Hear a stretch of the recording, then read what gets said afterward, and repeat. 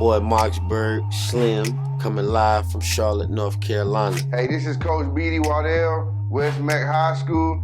I'm Doug Rashid. I'm a Grammy-nominated record producer. Hey, I'm LaKoya McClain. I used to be known as inmate 1570847. Hey, my name is Lydia. I'm a social injustice activist. Hey, it's Danielle E. Brown, songwriter and artist, and we're rocking with Grand Dossier TV. My name is Robert Kellogg, and I am running for mayor of the city of Gastonia, and this is brought to you by Grand Dossier TV.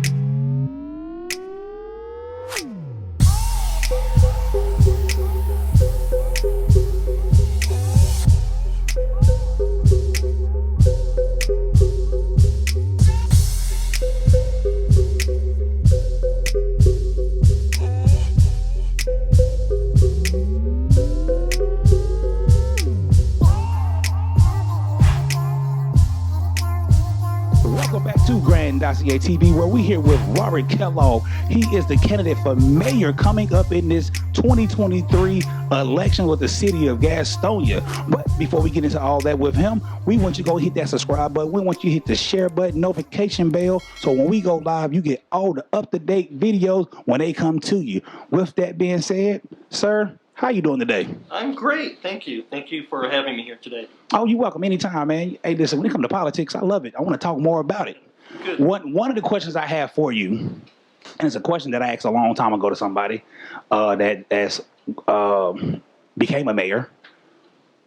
For kids that's watching, for young adults that's watching, for even older people that's watching, what is or what do the mayor do? What is the mayor? How does that break down in our government structure that we have?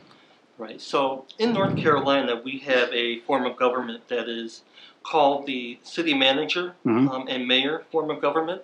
So it's really a partnership. The city manager really is in charge of hiring and firing the individuals that work for the city. He's got several departments that are under him. The mayor really works in conjunction, as it works also with the city council. It's very important in setting the agenda. Also a lot of work as far as recruiting businesses, talking to different groups, nonprofits, just really being the face of the city. But he works really closely with the city manager and the city council to make sure that the business of the city gets done. Gotcha. So, you know, when you watch movies, you see the mayor, like Batman, you see the mayor in those movies all the time. Now, does that have a part to do with, like, hiring of the police chief, hiring of, like, fire department people, or is that still, like, the city manager that does that? So that really is a function of the city manager. Okay. But you know, there's a lot of conversations that happen with the council and the mayor, between the city manager. But the ultimate decision is up to the city manager. There are two positions that the city council and the mayor are able to hire, and unfortunately, if they need to, fire. And that is the position of the city manager and also the city attorney. Okay, so the mayor is still pretty much over everything still. Right. In a partnership, really. Partnership, what okay. they do, they exert a lot of influence over the whole process. Gotcha. Okay, so now you did say in your opening right there, you said it's part of bringing businesses to the city, like Gastonia. What is one thing we can talk to the people about when it comes to bringing businesses? What is the future plans of Gastonia with businesses coming? And if you are elected as mayor, what are some of your plans for the city? Yeah, absolutely. So high-paying jobs, better-paying, quality jobs is really crucial for Gastonia. Yes. And I think for many, many decades, you know, Gastonia has struggled, and we're starting to see a real shift in that. Some better-paying jobs, more industry coming. If you look on I-85, you can see warehouses and logistical businesses that are starting to call the city home, but there's still a lot of work to be done. Fortunately, we're in a time right now where businesses are looking at Gaston County and they're really looking at Gastonia. Right. Our proximity to Charlotte and to one of the world's busiest airports right there in Charlotte, that has really helped us. But we're really a little bit behind. We're behind the game compared to a lot of other areas around Charlotte. But that's okay. Yeah. You know, we're here now. We have the opportunity to recruit and to kind of set the pace. And I really do think that will be a major function of whomever is elected mayor for this coming term. And I look forward to that. I think part of the challenge is getting out there and actually recruiting. Not just waiting for the businesses to come to us, but go to them. Gotcha. I have no problems with knocking on doors, going to corporate offices, and trying to sell our city to them, because I believe that we have a great city here, and we can offer a lot for any corporate entity that would like to call Gastonia home. Gotcha. What is some of the transparencies that you can tell the people? I know one thing, talking with folks when I was excited to interview you, people were like, hey, well, ask this. And a lot of people want to know, like, what's the transparency things that we can tell? Because I know you say you want to bring in better businesses that's paying high-paying jobs. But what are we doing with what we already have now? Because I think we've got the baseball field. We have restaurants coming. What are some things that we're doing to help the people as of until them businesses get here? So a lot of that is what I call laying the groundwork. So infrastructure. We have spent millions on a new water treatment facility plant. Okay. I mean, that may not sound exciting, but we have some of the cleanest, safest water in North Carolina because we invested in that several years back. And that facility opened up, I believe it's 3 or 4 years now. Water, sewer, again, that's not something we like to talk about, but we have opened up new substation pumps, and we're looking to lay more pipe and to make sure that the pipes that are underground are not corrosive or leaking or broken.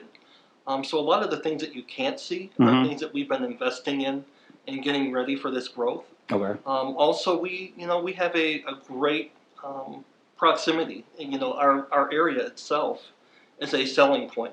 So there's a lot of great things that we can point to and do that make this viable. Gotcha. Because I know the one thing that I was doing over the weekend, I was house shopping.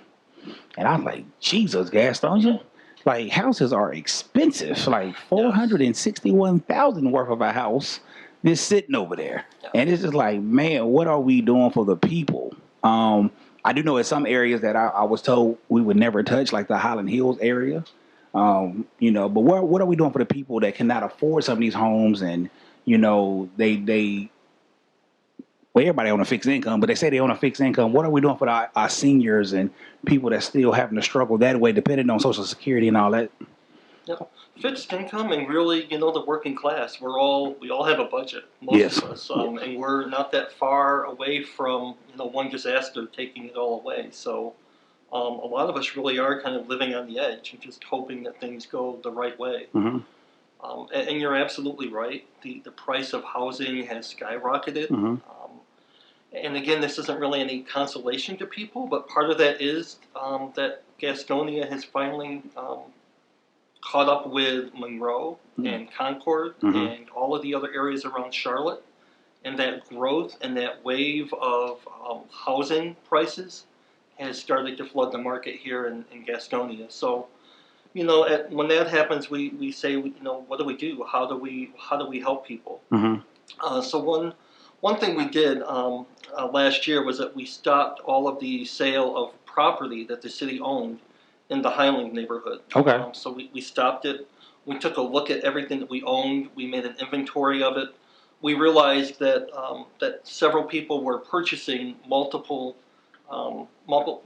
tracts of land that the city owned in Highland for a really cheap price. Gotcha. So we got the advice of some real estate experts, and we have put those properties together and packaged them, and we're now looking to sell them to individuals who will provide affordable housing. Okay. So that has just gone out, and I think they're going to re-advertise that here in another couple weeks. So hopefully that can be sold for some nice affordable housing rather than just somebody who will buy it, put up a house and then sell it for twice the value. Right. That would help.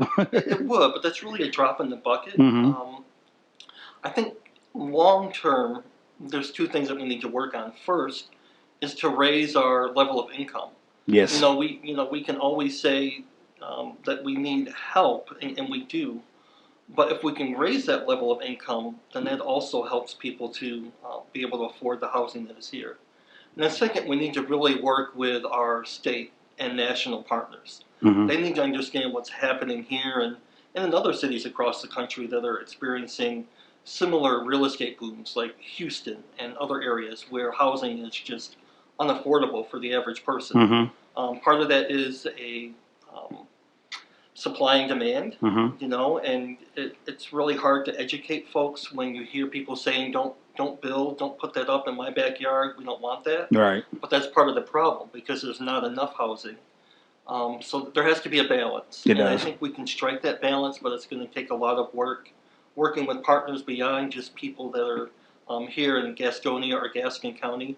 And I think it also goes back to what we talked about a few minutes ago, which is bringing higher paying jobs here, so that it's a place that our young people will want to come back to. Right. Too many people go off to school, leave Gastonia, and they never come back. That's true. It'd be nice if they came back. It would be. There was jobs here for them. It would if be. they could start a family here and then use their talents and their gifts to make this city better. So that's a long-term plan. And I think that the more we can raise the standard of living, that's one way that we can help. But obviously, people on fixed incomes, the elderly, people who are disabled, we really need to work with other partners to make sure that they don't fall through the cracks. Yes. Because they are. And I see it every day in the work that I do. I work with individuals who are experiencing homelessness, and it really is a lot of our seniors now that we're seeing who are falling through the cracks. So that's a real need and a real challenge. Gotcha. Now, you said that we need to bring higher paying jobs. In your mind, what is your scale when you look at that, and when you become mayor? What is your scale that's saying, okay, we need this amount per year? What does that look like for you? Because for me, I really thought a long time ago, getting out of school in 2006, man, if you make $50,000 in Gastonia, you'll have a king. Well, I have reached that plateau, and it's like, man, I'm barely still getting it done. So what is in your mind the range that you're looking at? I agree with you. It wasn't so long ago that I was thinking somewhere between 40 and 50,000. Mm-hmm. I mean, you'd be pretty comfortable. But Mm-hmm. that's really not the case right now. Right. And probably won't be the case. I think it's going to continue to at least plateau or climb Mm-hmm. the cost of living. So I don't know if there's an exact magic number, but it's definitely over 50,000. Okay. But I think more importantly than trying to reach a number is trying to cultivate the right environment for certain industries to come here. Right. So if we get focused on the number, we might miss the opportunities of perhaps becoming a tech community. Okay. Drawing people in here, entrepreneurs who can start their own tech companies. And why not Gastonia? Right. I mean, why not? It happens everywhere across the country. And there's lots of smart people here who are working at home, working on their computers, building businesses.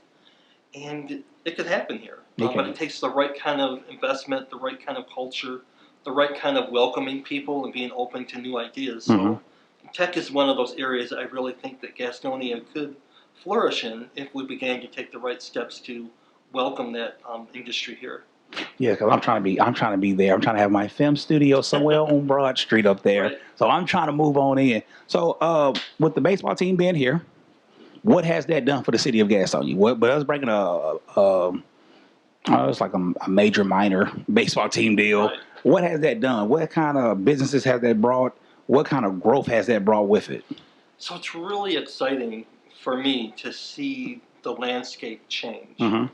I mean, it was only a couple of years ago that where the ballpark is right now was a old Sears building that was caving in on itself. It was. With signs on it saying, all kind of things. Don't come in here, it's dangerous. Yeah. And a hotel that was half burned down. Yes. And that whole area was just crying out for something. Mm-hmm. And it was a blight on the community. fast forward a couple years, and you've got this beautiful facility, not only just for baseball, but for events. There was concerts that have been there. There's other community events that happen there. So it's really becoming a community hub. But right around that area, we're starting to see apartments being built. There's restaurants that are being built. There's a brew pub that is being built. In fact, one of the loft apartment buildings has already opened, and they're just about full. Okay. There's plans right across the street where the old Y was. Yes. And that is going to be a mixed-use development. So a lot of activity. Okay. But as that activity happens, as we see that growth, that goes back to some of the questions we talked about earlier. Is how do we help people who have called that area home all their life, Yes, not to eventually be priced out? And I think there's a lot of community engagement that needs to happen. So is gentrification really going on in the city right now? I think so. Okay. And that scares people. That word scares It people. does. I might say something that might baffle some people, but some gentrification isn't bad. That's true. Some gentrification can actually help Because it kills a crime. neighborhood that, like what we've seen right around Fuse, and hopefully a drugstore will eventually come, and a grocery store, and it can help to build a community and give it some identity. It becomes bad when the people who have built that place or built that community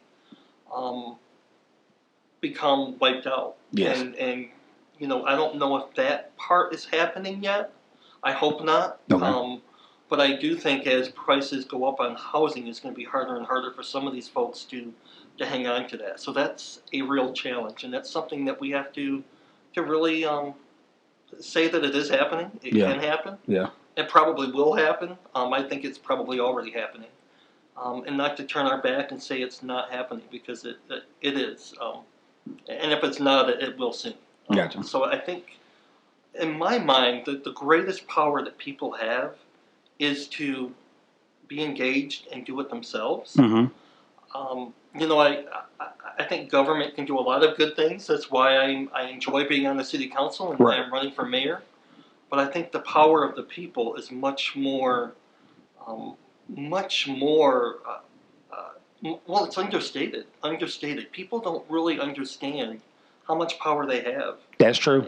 That's true. You take a problem like gentrification, and when a community comes together, and they find partners that will help them, and maybe some individuals who have some resources, and they can begin to build a land trust and maybe purchase property and begin to take power from the community that they live in. So I think there's some opportunities there, and I would love to help people to explore that. Gotcha. Now let's move on to some of the harder questions. I was looking throug့your Facebook, doing my research. Sure. I want to say you was a Democrat at first. I was. Yep. And then you made the unfamous move, the same way I did, to be unaffiliated with anybody. Because I did agree with you that sometimes parties sit around and go back and forth for no apparent reason, get nothing done.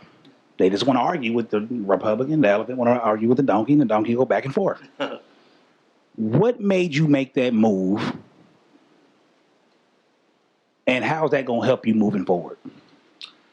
So first, if anybody goes on my Facebook page, they will see that I was a very vocal and active Democrat for a long time, and I have no shame in that. I really enjoyed the work that I did and the people I met, and those friendships are lifelong friendships. And leaving the Democratic Party wasn't so much anything against the individuals within that party. It was really me declaring that I want to be able to be free, to be independent thinking, and to not be controlled by any party when it comes to, first and foremost, the job that I was doing and am doing on the city council. Right. And not that politics plays into that a lot, but I find it easier to meet with constituents, talk to constituents, and to work on challenges without politics getting in the way. Gotcha. The first question people always ask is, are you a Democrat or Republican? And then they immediately make assumptions based on whether you're wearing the donkey label Right. or the elephant label. Right. And I find that so frustrating as an elected official, because there's so much more to judge people on, you know, their character, Mm-hmm. their record, Mm-hmm. and how they treat you, how you feel they treat you. And we get sidetracked with those labels. So I made the move last year to remove myself from the two-party system. Mm-hmm. I'm proud to be unaffiliated. I believe it's made me a better elected official, and I don't know if it will help or hurt me in the future, but I know it's what was right for me at the time. Gotcha. Yeah, because I made that move too myself, and I was like, listen, I am free to make my own decision. I don't have to live up under your parents was a Democrat, you should be a Democrat. Like, no. So for people who don't know Robert Kellogg and the work you have done, what are some things that you stand on that put you in position to say, you know what, I'm ready to take that jump to be mayor? You know, we always say experience, and that really does matter. Mm-hmm. You know, 7 years now on the city council, I think that's a great number. You know, it's not a couple years where you're still learning and you don't have a whole lot of experience under your belt. It's not decades where some folks who are in political power for decades or Mm-hmm. political office for decades tend to become entrenched, and they lose a little bit of their ability to see things clearly. All right. So I think 7 years is a great amount of experience, but it really goes beyond that. It is the community building and the engagement that I've done with so many groups of people, Gotcha. nonprofits, different groups, different communities. And I don't care who it is or what you are or what you look like or what zip code you live in. I will listen to anybody and work with anybody on the challenges we have, and I really find that energizing. Yeah. I mean, that is the best part of my job, is meeting people and trying to come up with solutions. So I would say, you know, the experience matters, but even above and beyond that is my passion for people and the drive and the determination to get out there and to be visible and to work on solutions and to go places where other people may not go. I don't think there's any place I haven't gone that I've been invited to. Gotcha. And even some places I haven't been invited to. So, so I'm always willing to do that. Gotcha. And you know, the dark horse question for most mayors and politicians is, what do we do to keep away? Well, I'm not gonna say to keep away, because in some people's minds, this has already hit Gastonia with policing. Mm-hmm. But how do we keep that dark cloud off of Gastonia? How do we work hand in hand with the police to keep that dark cloud from making mainstream TV? I know we had an individual not too long ago that some would say life was taken by the police, and they still marching and wanting justice for his life. Well, how do we move forward and work hand in hand to where police brutality does not become a thing in Gastonia? Yeah, that's a great question, and I think it's a question that everybody in every community across this nation is grappling with. I mean, we see the headlines, we see what's happening around the country. We know even in Gastonia, there's our history at times. Mm-hmm. Things that have happened in the past were not the greatest. I look at our police department now and the leadership that we have. We have a new chief. We have some really passionate people who have stayed with the department in Mm-hmm. spite of a lot of folks who, over the last couple of years, have left for other departments. Mm-hmm. I think they're really committed to making it the best department it can be. But I think it takes a community effort.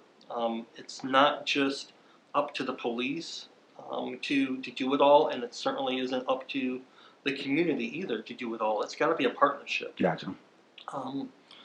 And, you know, anybody in elected position, there's a certain level of accountability too. You know, we need to make sure that things are being done right. The proper staffing levels are being maintained. And people ask me all the time, why do I think that's so important when we talk about community safety? And Mm-hmm. if you don't have a police force that's properly staffed, that's working regular hours and not overtime, Mm-hmm. Where people feel appreciated and they enjoy going to work, They're not stressed out. They're not overtired. They're not overworked and underpaid. If you have that environment where they don't feel any of those things, then you usually have a safer environment. Less likely for somebody to make a mistake. Less likely for somebody to be tired and do something or say something that they shouldn't. And people work better when they're appreciated. So I think that's really important. That is true. It really is, and definitely there's a lot of conversations that need to happen, but not just conversations, but really digging deep and dealing with some of the pain and the hurt and the division that we've had, not just across the country, but here in Gastonia over the last several decades. And that needs to be in a safe space with professionals. But I think it's worth exploring how to do that and who does that. But there's room for some honest conversations. Gotcha. And I probably should ask this question earlier. We're going to back up a little bit. I probably should ask this earlier for the people. Who is Robert Kellogg? Like, who is he? Who is he? When I think of Robert Kellogg, I think of myself. I think of somebody who, at one point in his life, was really down and out, really wondering what life was all about. Was I going to make it? I was on the verge of being homeless when I lived in upstate New York. I moved down here with just what would fit in my car. Didn't have any money. My sister had to let me borrow money to move down here, and this was over 20 years ago. And sometimes you just have to take a chance. Yes. Sometimes you have to start over. Yes. And what I've learned through 52 years of life is, a lot of it through mistakes, is that it's okay to take calculated risks.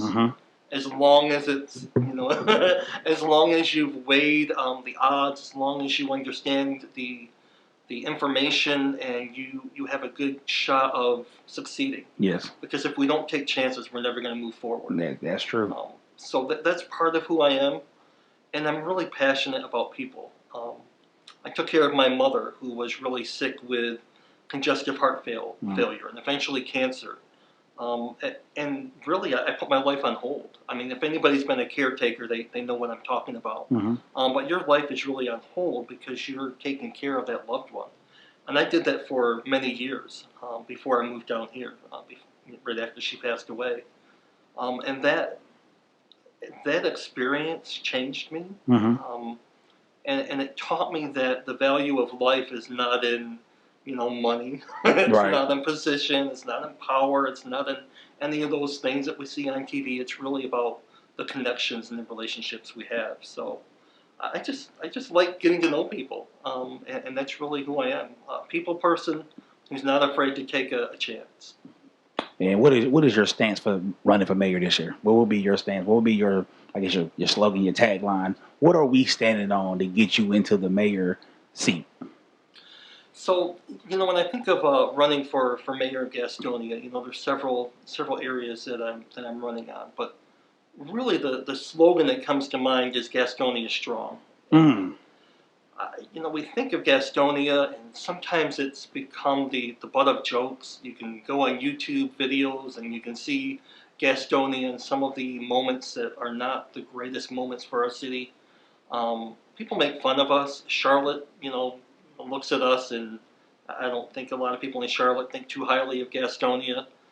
But it's time for us to stop being a self-fulfilling prophecy where we continually step on ourselves and degrade ourselves and make fun of ourselves. It's time for us to have some pride. Amen. And to begin to understand that Gastonia is a great place. I mean, on my shirt, it talks about Gastonia, great current place, great people, great promise. And that's true. But I really think the only thing standing in our way sometimes is ourselves. Yes. And I think if we can learn to take away that negativity, and that doesn't mean you don't point out the things that are wrong, and you don't work on the challenges, but stop making fun of ourselves. Yes. Stop it. Yes. We're a good place, great people, lots of possibility, and really the sky's the limit if we can just stop tripping over our own feet. Yes. And that's what I hope happens in the next decade, is that we finally get our grounding, have a real ground game, leave the negativity behind, work on our challenges, and just go full steam ahead, because I think we all deserve it. We do. I've been in Gastonia, how am I? 37 years. Yep. And you are right about what you say, because people do tend to down it out like, oh man, that's just Gastonia. Oh man, ain't nothing to do down here. But I appreciate what you and the others on the city council are doing, bringing baseball, bringing new things, bringing new events, the Live at the 5 with Gastonia. I appreciate all the hard work and effort. Hopefully we get a light rail so it makes it easy to go back and forth to Charlotte. Me too. But I really think that it is a great place. I don't know what the city has to do with the school system inside the Gastonia, but hopefully we can hit that next. But I love everything you're talking about. You got my vote. You got to tell you that. You got my vote. Grand Dossier TV Nation, for all the ones in Gastonia listening, hey, make sure we go out. When is Election Day? Election Day is November the 6th. So make sure we out at November 6th. First Tuesday in November. First Tuesday. Make sure we are there. Are we early voting? There is early voting, and that starts in October. I'm not sure the exact date yet, but it does start in October. Make sure you go out and you vote for Robert Kellogg. I'm not in no church, so I can tell you who to vote for. Make sure you vote for Robert Kellogg, man, because he is the man for the plan in the future. We are Gastonia strong. We're going to get some shirts made with that. I'm going to have my wife make some shirts or something. We are Gastonia strong. That's what we're going to run on great people, great place, and great promises, because that's what this is for real. So before we let you go, because I know you're a busy man, give the people something to hang on to until they hear from you again. So I would say, the last couple of years have been tough on all of us. Mm-hmm. We have had a lot of political turmoil. We've had a lot of division in our communities. We've made it through a pandemic. We're in the middle of whatever this economic situation is. It's up and down. Inflation, people are tired. I think there's a lot of fatigue, even some community PTSD, and I hope that term doesn't offend anybody, but I really think our communities have some post-traumatic stress going on. Mm-hmm. I think it's okay for us to take a deep breath as a community, as people, mm-hmm. and just say it's okay. We're going to get through this. We have gone through it. It's okay. And it's all right to begin to think that we should have something better and to plan for the future. We've been traumatized. We've gone through a pandemic. Let's leave that behind. Yes. Let's learn from it. Let's leave it behind. Let's look forward and work together. But it's okay. It's going to be okay. Be kind to each other, and Gastonia will be just fine if we do that. And with that being said, make sure everybody on Grand Dossier TV go hit the subscribe button, hit the like button, hit that notification bell so when we go live, you get all the up-to-date videos. And always remember, Robert Kellogg, that is his name, Robert Kellogg. Make sure you go vote on the first Tuesday in November, because I think we have a new direction, and I believe that direction will be great, because it's for the next 4 years. Yep. And where we're moving in. With that being said, y'all, love you. Take care. We out.